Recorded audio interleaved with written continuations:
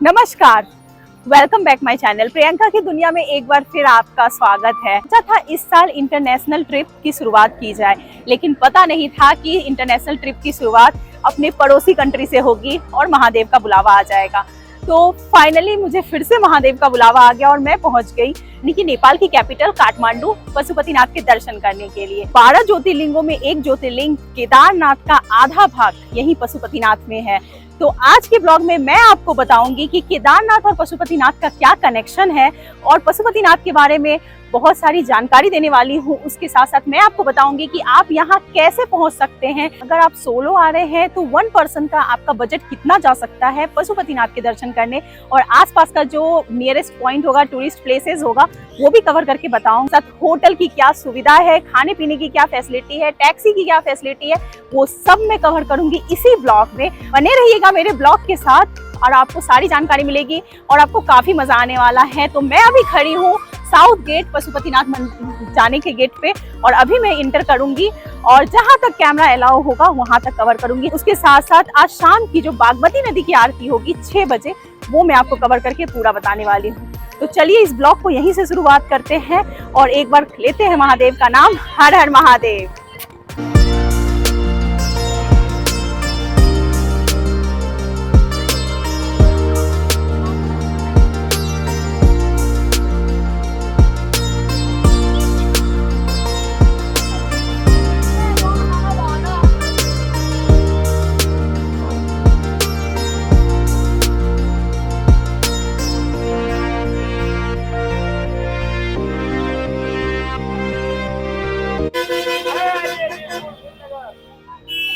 तो दोस्तों अभी चल रहा है फेस्टिवल टाइम और मैं आ चुकी हूँ अपने होम टाउन और यहाँ से मैं जाने वाली हूँ पशुपतिनाथ के दर्शन करने और उसके लिए क्रॉस करना होता है नेपाल बॉर्डर। तो अभी फिलहाल मैं अपने होम टाउन के बस स्टॉप पे हूँ और ये बस है जो कि मुझे बीरपुर तक छोड़ेगी और वहाँ से मुझे मिलेगी काठमांडू की बस और वहाँ मैं पहुँचूंगी पशुपतिनाथ के दर्शन। तो जैसे जैसे इस जर्नी में जो जो होने वाला है वो सब कवर करके आपको बताने वाली हूँ।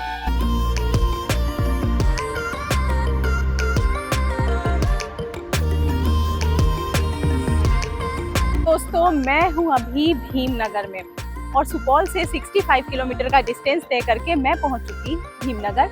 लोकल रोडवेज लिया था मैंने, जिसका टिकट था महज 100 रुपये और 100 रुपये में मैं पहुँच गई भीमनगर। और यहाँ से नेपाल बॉर्डर जो है वो मात्र 2 किलोमीटर के डिस्टेंस पे है। यहाँ से महज 20 रुपये में आप पहुँच जाएंगे यहाँ पे घंटाबाड़ी और वहाँ से मिलेगी आपको काठमांडू की बस। तो बिहार और यूपी जो कि सबसे प्रसिद्ध मार्ग है नेपाल जाने के लिए, तो वहाँ से नेपाल बॉर्डर लगता है। तो वो भी मैं आगे आपको रास्ते में बताती हूँ और लेकिन मेरे घर से जो नियरेस्ट था मैंने वो लिया। आप अगर कहीं और स्टेट से आ रहे हैं तो आपको गोरखपुर वाला मार्ग और रक्सौल वाला मार्ग यूज करना चाहिए। तो चलिए आगे इसके बारे में और जानकारी देंगे। भीमनगर चौक है, यहाँ हम कुछ खाएंगे, करेंसी एक्सचेंज भी हम यहीं करेंगे और उसके बाद जो है हम यहाँ से जाएंगे 2 किलोमीटर का डिस्टेंस तय करके नेपाल क्रॉस करेंगे, नेपाल बॉर्डर। तो दोस्तों अभी भीमनगर में हम एक छोटे से रेस्टोरेंट में पहुंच चुके हैं जहां पे आपको खाने के लिए बहुत सारी मिठाइयाँ मिल जाएगी और कुछ स्नैक्स आइटम मिलेंगे, जिसमें हमने समोसा चाट ऑर्डर किया। समोसा की प्राइस है 12 रुपये एक समोसा की, चाट की प्राइस है 30 रुपीज़ और 60 सेंट। तो लग गई है भूख जोरों की, तो हम अभी ये खाएंगे और देन आगे की जर्नी तय करेंगे। भीमनगर चौक पर ही एक शॉप है जहाँ करेंसी एक्सचेंज हो रही है। तो इंडियन 6000 रुपये मैं एक्सचेंज कर रही हूँ और अभी मुझे नेपाली पैसे रिटर्न मिलेंगे। देखते हैं कितना मिलता है। मैंने यहाँ पे करेंसी एक्सचेंज करा लिया है। मैंने 6000 रुपये का 9540 रुपये मिला है और ये देखिए ये 1000 रुपये का नोट जो कि नेपाली नोट है। तो अब ये नोट हम नेपाल में यूज़ करेंगे। हालांकि इंडियन भी चलते हैं हर जगह पे, पर नेपाली नोट रहता है तो क्या होता है ना कि मतलब वहाँ से हर जगह छोटे से छोटे शॉप में ये नोट काम करेंगे। तो हम अब चलते हैं, नेपाल बॉर्डर क्रॉस करेंगे। यहाँ से लेते हैं रिक्शा और चलते हैं। 2 किलोमीटर का दूरी है जो अभी तय करते हैं। चलिए तो अभी हम ये रिक्शा से जाने वाले हैं भंटाबाड़ी। इसी की सवारी करने वाले काफ़ी टाइम बाद, बचपन की यादें ताज़ा हो गई है। तो चलिए बैठती हूँ यहाँ पे। इधर तो ना वो आपके आने के स्लीपर बसेस चलती है और ये मेरा टिकट रहा 3 लोगों का, जो कि 3000 रुपये इंडियन लगा है हमें और ऐसे 1500 रुपये नेपाली है। शाम के 6 बजे बोर्ड करेंगे बस पे और पहुंचेंगे नेक्स्ट डे। तो आगे की जर्नी और कैसी होगी बसेस यहाँ की, वो भी आपको बताती हूँ।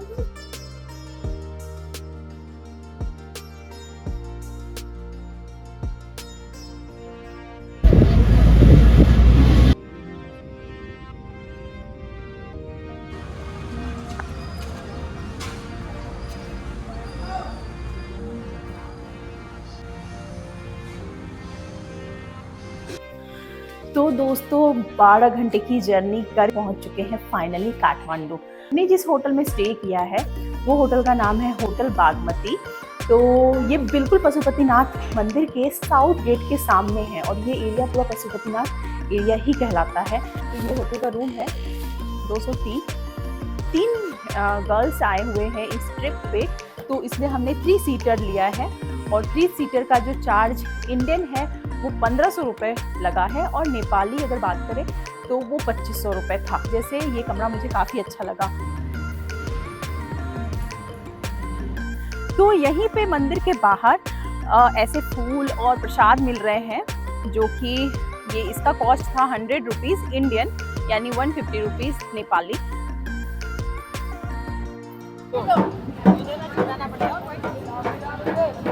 ये जो डेकोरेशन है ये दिवाली की है बनी हुई, क्योंकि मैं दिवाली के दूसरे दिन ही यहाँ आई हूँ, इसलिए ये सब देखने को मिल रहा है।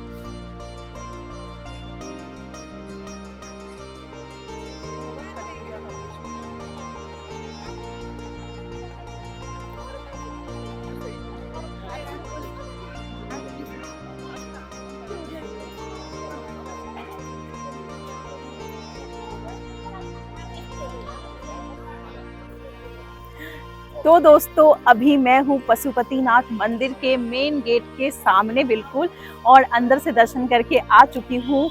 मुश्किल से 2 से 5 मिनट दर्शन करने में लगे, शायद किस्मत काफ़ी अच्छी थी तो दर्शन बहुत जल्दी हो गए। और अंदर जो है वो बहुत सारे मंदिर हैं छोटे छोटे से, जिसमें नाग देवता के मंदिर है, भैरव बाबा के मंदिर है और चेक वगैरह भी आप करवा सकते हैं यहाँ पे। और अंदर मंदिर परिसर के अंदर अनेकों शिवलिंग बने हुए हैं, वो भी काफ़ी अच्छे दिख रहे थे, तो आप वहाँ भी दर्शन कर सकते हैं। बहुत अच्छा है, बहुत आनंद आएगा। और कुछ इम्पॉर्टेंट चीज़ें जो मैं पशुपतिनाथ जी के बारे में बताना चाहूँगी इस मंदिर के बारे में, वो ये है कि पशुपतिनाथ मंदिर के दर्शन आप आइए करिए, लेकिन पशुपतिनाथ में शर्त ये है कि आपको पहले नंदी के दर्शन नहीं करने हैं, वरना आपको पशु में जन्म होगा।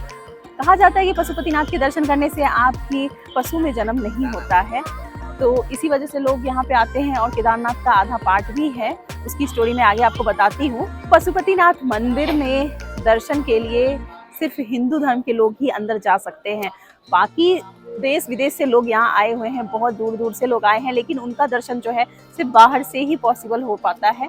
तो हिंदू धर्म के लोग हैं वो अंदर जा सकते हैं महादेव जी के दर्शन करने के लिए। आप देख यहाँ पे करेंसी एक्सचेंज और यहाँ पे नेपाल SBI बैंक भी आपको दिख रहा है सामने। ये सब मंदिर परिसर के अंदर ही है।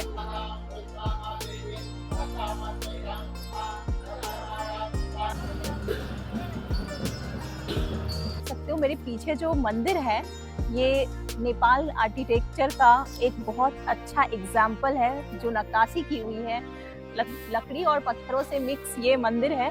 और आपको इससे मंदिर को देखने से पता चल जाता है कि हम नेपाल में हैं। तो इतना अच्छा आर्किटेक्चर आपको नेपाल में ही देखने को मिलेगा।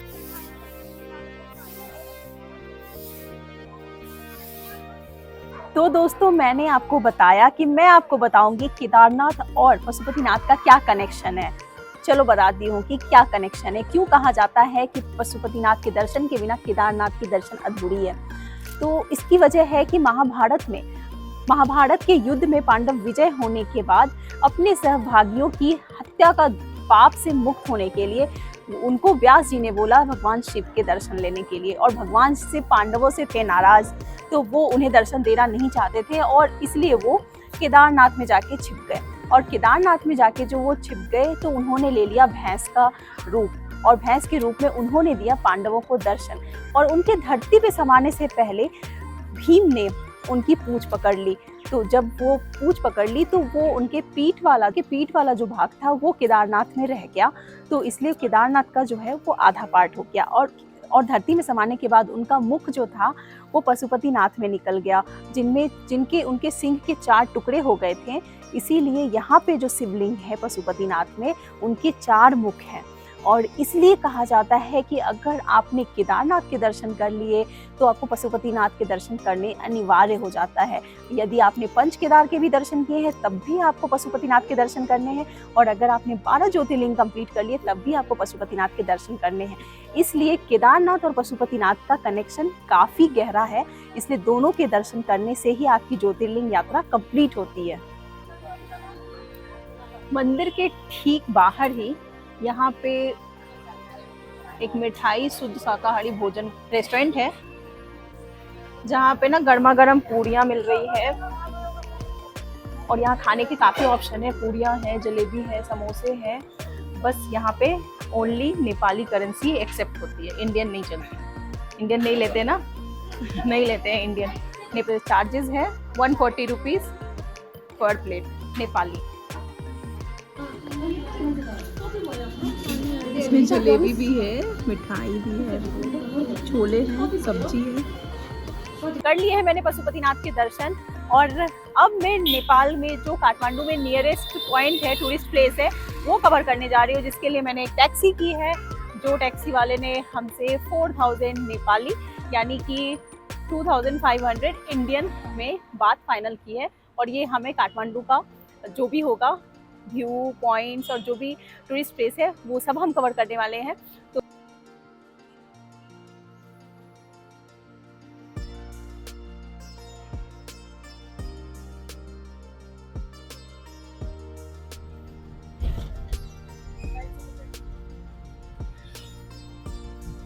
तो हमने जो टैक्सी की है, ये भैया का नाम है हरि गौतम, जो आज हमें काठमांडू की सैर करवाने वाले हैं और सारे पॉइंट्स अच्छे से दिखाएंगे, बिल्कुल गाइड की तरह बताएंगे भी उसके बारे में।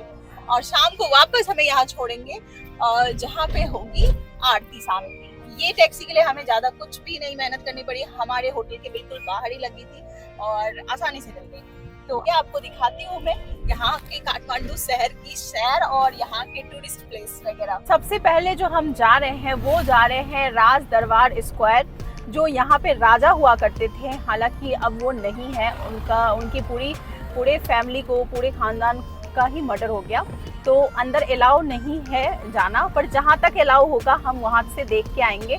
तो उनका दरबार वहाँ लगा करता था और वहीं बैठ के वो पूरे नेपाल में शासन किया करते थे। तो सबसे पहले हम जा रहे हैं राज दरबार स्क्वायर देखने के लिए।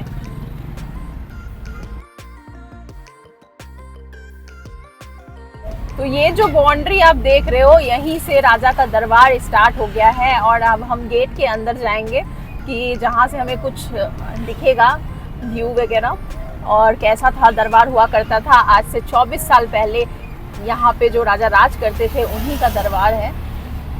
तो ये सब उनकी बाउंड्री ही है और जहाँ तक टूरिस्ट को अलाउ होगा हम वहाँ तक जाएंगे अंदर।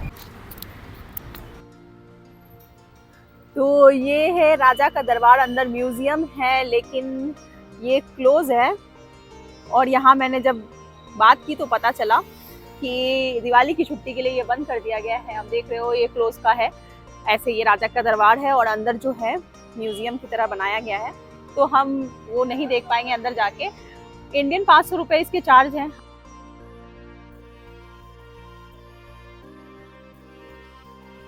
वैसे तो काठमांडू में बहुत से टूरिस्ट प्लेसेस हैं, लेकिन मेरे पास एक ही दिन का टाइमिंग है और उसके हिसाब से मैं घूम रही हूँ। तो सबसे पहले मैं पहुंची हूँ स्वयंभूनाथ में। स्वयंभूनाथ काठमांडू सिटी के अंदर ही आता है और ये बौद्ध धर्म का प्रमुख और सबसे प्राचीन स्तूपा है। और यहाँ पे जो है आपको नेपाल की धार्मिक और संस्कृति जो है वो आपको देखने को मिलेगी। यहाँ आदि शंकराचार्य जी का भी मंदिर है, जिसे आदि शंकराचार्य द्वारा ही बनाया गया है। और यहाँ पे जो है बहुत सारे भूकंप आए हैं, लेकिन स्वयंभूनाथ स्थल जो है फिर भी बचा हुआ है। और यहाँ से आप काठमांडू नगरी का जो प्राकृतिक सौंदर्य है उसका भी आनंद ले सकते हैं। और यहाँ बहुत अधिक संख्या में फॉरेनर्स आते हैं, उनका ये फेवरेट प्लेस है।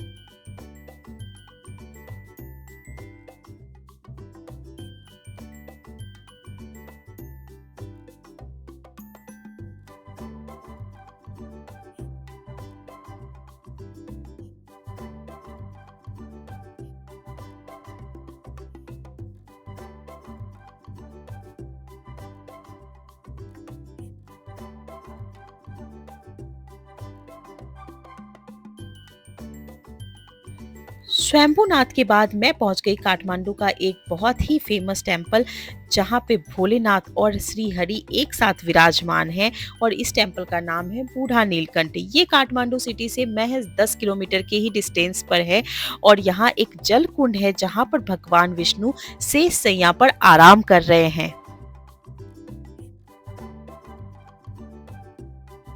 बूढ़ा नीलकंठ के बाद मैं पहुंच गई एक और काठमांडू के फेमस प्लेस, जो कि बौद्धनाथ स्तूपा के नाम से फेमस है और कहा जाता है इसे स्वर्ग की अप्सरा ने बनाया था और ये काठमांडू सिटी के अंदर ही है और विश्व के सबसे बड़े स्तूपों में से एक माना जाता है और यह विश्व धरोहर में भी शामिल है।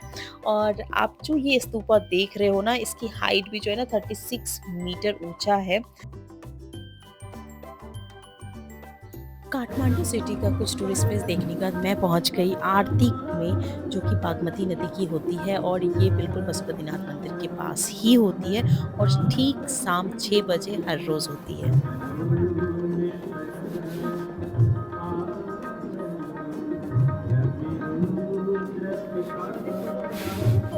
तो दोस्तों, दो इम्पॉर्टेंट चीज़ें जो मैं आपके साथ शेयर करना चाह रही थी।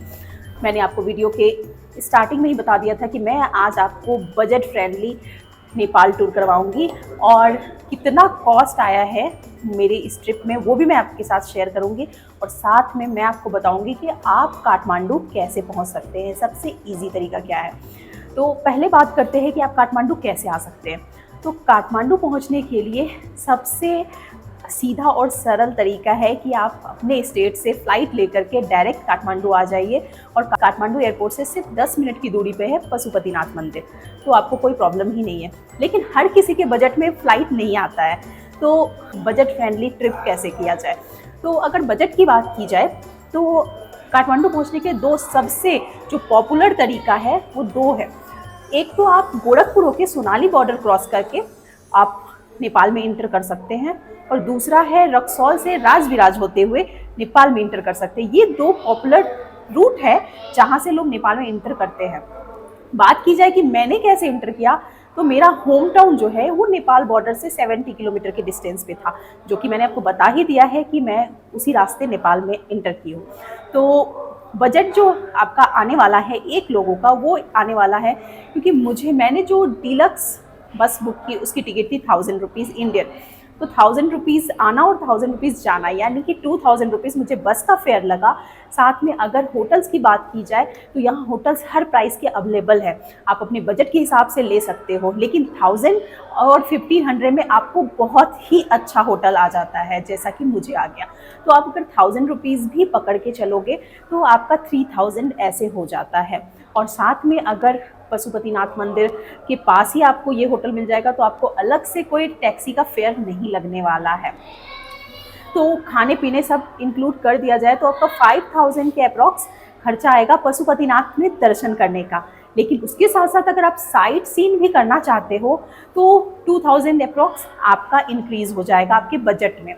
तो मेरा जो कॉस्ट आया एक पर्सन का, हम 3 पर्सन यहाँ आए थे और 15,000 में हमने तीनों में हमारा 3 लोगों का खर्चा आया, यानी 5000 पर पर्सन हमें कॉस्ट आया है।